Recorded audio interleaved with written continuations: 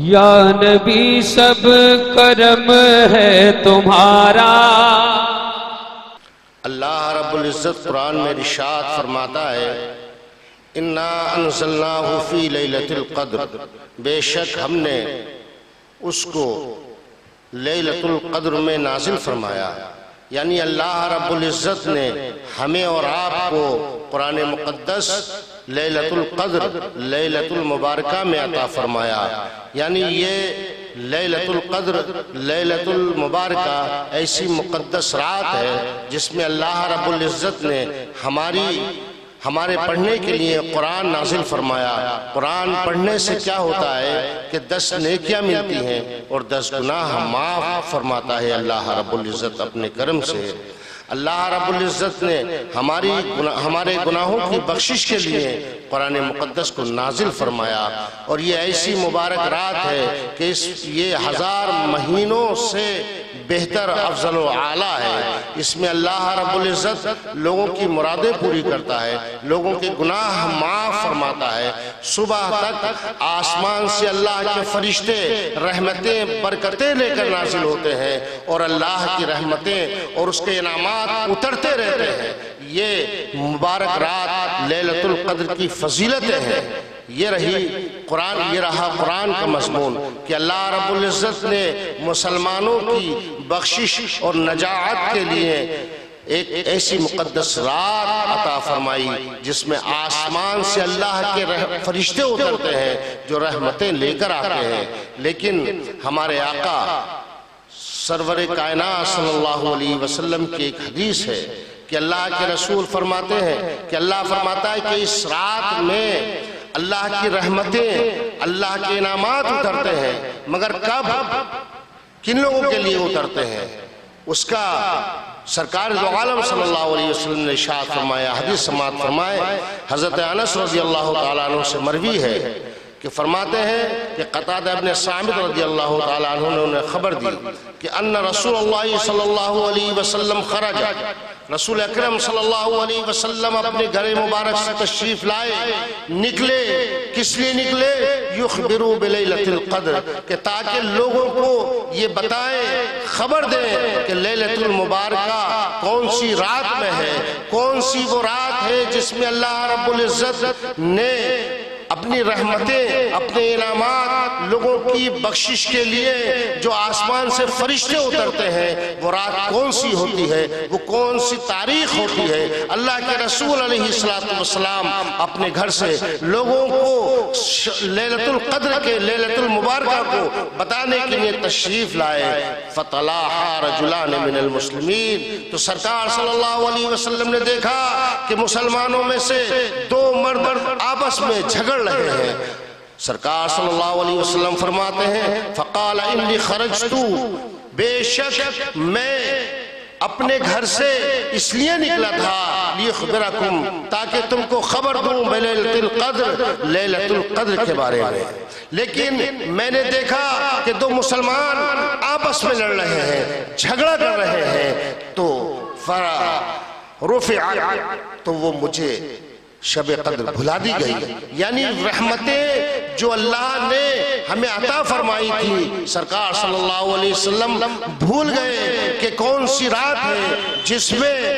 یہ رحمتیں، یہ برکتیں اور یہ انعامات اللہ کے اترتے ہیں۔ کیوں بھول گئے؟ کہ مسلمانوں میں آپس میں جھگڑا ہو گیا، لڑائی ہو گئی اور آپس میں تنازع ہو گیا۔ اس کی نحوست یہ ہوئی کہ اللہ کا جو انعام اترنے والا تھا، جو رات متعین تھی، وہ رات بھول گئے سرکار۔ تو وہ لوگ سوچے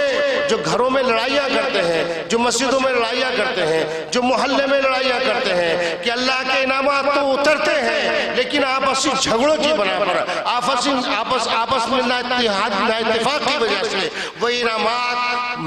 لوگ انعامات سے محروم ہو جاتے ہیں۔ اللہ کی نعمتوں سے محروم ہو جاتے ہیں، اللہ کی رحمتیں تو اترتی ہیں ہم پر، لیکن ہم آپس میں ایک دوسرے سے نفرتیں رکھتے ہیں، جھگڑتے ہیں، لڑائیاں کرتے ہیں۔ ان لڑائیوں کی وجہ سے اللہ کے انعامات، اللہ کے فرشتے واپس لے جاتے ہیں اور لوگ اللہ کی رحمتوں سے محروم رہ جاتے ہیں۔ میرے عزیزوں اور دوستو، اگر تم چاہتے ہو کہ اللہ کے انعامات، اللہ کی فضیلتیں، اللہ کی رحمتیں تم پر نازل ہوں اور تم ان سے فائدہ اٹھاؤ، تو ایک مسلمان کو دوسرے مسلمان سے محبت کرنا چاہیے، اس کی ضرورتیں پوری کرنا چاہیے اور اس کے دکھ اور درد میں شریک رہنا چاہیے۔ اگر مسلمان میں کوئی برائی بھی ہے تو اسے چھپا لو، کیونکہ اللہ رب العزت ہمارے عیب چھپاتا ہے اور ہم پر ضروری ہے کہ ہم دوسروں کو عیب چھپائیں۔ اللہ کے رسول علیہ السلام ارشاد فرماتے ہیں فرفعت، تو وہ مجھے بھلا دی گئی، میں بھول گیا، وَعَسَىٰ أَن يَكُونَ خَيْرًا لَكُمْ، پھر فرماتے ہیں کہ اس میں بھی اللہ کی کوئی بھلائی ہوگی، کوئی اچھائی ہوگی، کوئی اللہ کی حکمت ہوگی۔ آخر میں فرماتے ہیں التمسوها فی السبع والتسعۃ وخمس، یعنی اس کو اب تم تلاش کرو 27ویں شب میں، 29ویں شب میں اور 25ویں شب میں۔ یعنی اللہ رب العزت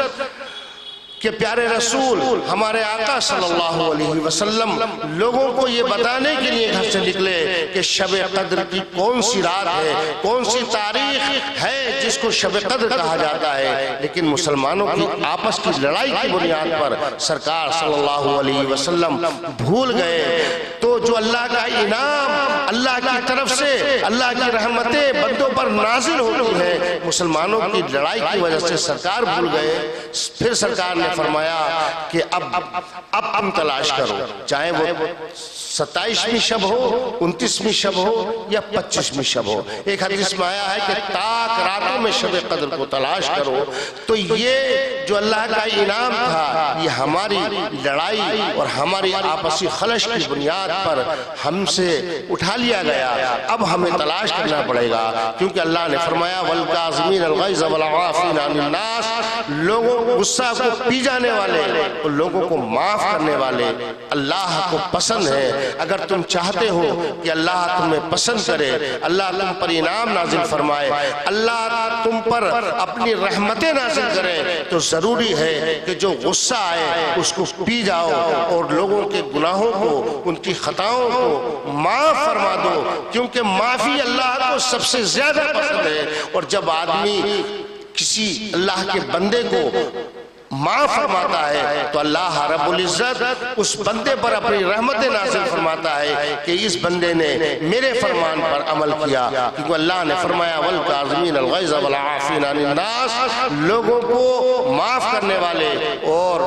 غصے کو پی جانے والے اللہ کو پسند ہے۔ اگر آپ چاہتے ہیں کہ شب قدر کی فضیلتوں سے آپ محظوظ ہوں اور لذتیں حاصل کریں اور اس مبارک رات کی جو رحمتیں ہیں وہ آپ کو حاصل ہو جائیں اور اللہ